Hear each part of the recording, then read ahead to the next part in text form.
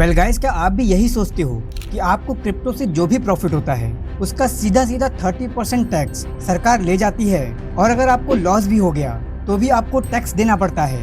तो थोड़ा सा रुक जाओ, सच्चाई इससे थोड़ी सी अलग है। क्या बात कर रहे हैं? और आज की इस वीडियो में मैं आपको पूरी तरह से समझा दूंगा क्रिप्टो टैक्सेस इन इंडिया 2025। ये सवाल आज हर एक इंडियन क्रिप्टो ट्रेडर के दिमाग में घूमता रहता है।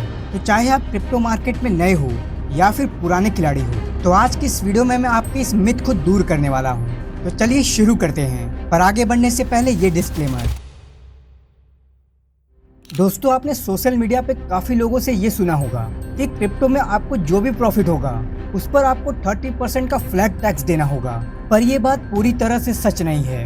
आपका जो टैक्स है वो दो चीजों पर डिपेंड करता है। सबसे पहला, क्रिप्टो एसेट का टाइप क्या है, और दूसरा, आपकी ट्रेडिंग एक्टिविटी का नेचर क्या है। Bitcoin, Ethereum, dose coin, Shiba Inu या फिर एनएफटी।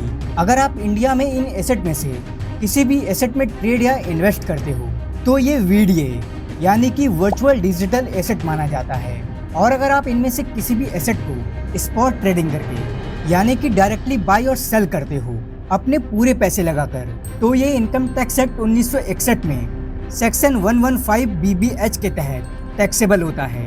और इस केस में आपको फ्लैट 30% टैक्स प्लस 4% का सेस यानी कि टोटल 31.2% के इफेक्टिव रेट से टैक्स देना होता है। इस केस में आप किसी भी इनकम स्लैब में आ रहे हो उससे कोई फर्क नहीं पड़ता।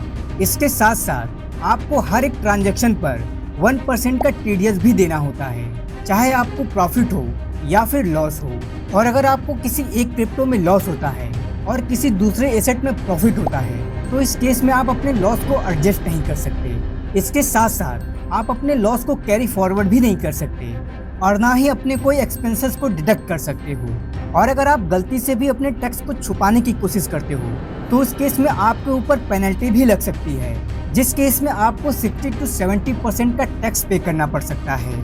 लेकिन वहीं दूसरी तरफ बात करें डेरिवेटिव ट्रेडिंग की यानी कि फ्यूचर एंड ऑप्शन ट्रेडिंग की, तो यहाँ पर कहानी कुछ अलग ही है। सबसे पहला तो ये कि अगर आप फ्यूचर एंड ऑप्शन में ट्रेड करते हो तो आप इस केस में किसी क्रिप्टो एसेट को रियल में ओन नहीं करते, सिर्फ आप उसके प्राइस मूवमेंट पर बेट लगाते हो। और यहाँ पे दो इंटरप्रिटेशन है।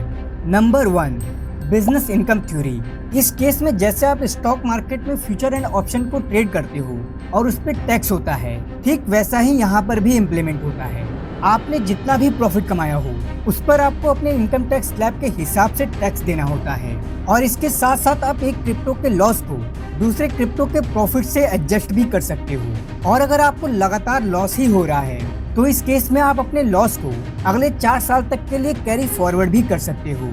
और इसके साथ साथ आपके काफी सारे एक्सपेंसेस भी डिडक्ट होते हैं। अब बात करते हैं दूसरी थ्योरी की, कंजर्वेटिव व्यू।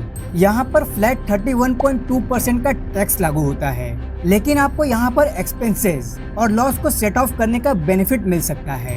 दोस्तों, मैं आपको एक बात क्लियर करना चाहता हूँ कि अभी इंडिया में क्रिप्टो को लेकर कोई भी ऐसा लॉ नहीं आया है जो कि 100% क्लियर हो, जिस वजह से ये अभी भी एक ग्रे एरिया में फंसा हुआ है। गवर्नमेंट हमसे तगड़ा टैक्स तो वसूल कर रही है, पर अभी तक कोई भी जेन्युइन नियम कानून नहीं बने हैं। पर यदि आप लोग सपोर्ट करते हो, इस वीडियो को ज़्यादा से ज़्यादा लाइक और शेयर करते हो, तो चांसेस आर वेरी हाई कि इंडियन गवर्नमेंट इसका सलूशन जरूर लाएगी। आपके हिसाब से क्रिप्टो पर कितने % का टैक्स होना चाहिए, कमेंट कर जरूर बताना। बाकी मैंने क्रिप्टो टैक्सेशन को लेकर काफ़ी सारी वीडियोस बनाई हुई है जिसे आप चेकआउट कर सकते हो। मिलता हूँ आपसे नेक्स्ट वीडियो में। क्रिप्टो जिंदाबाद।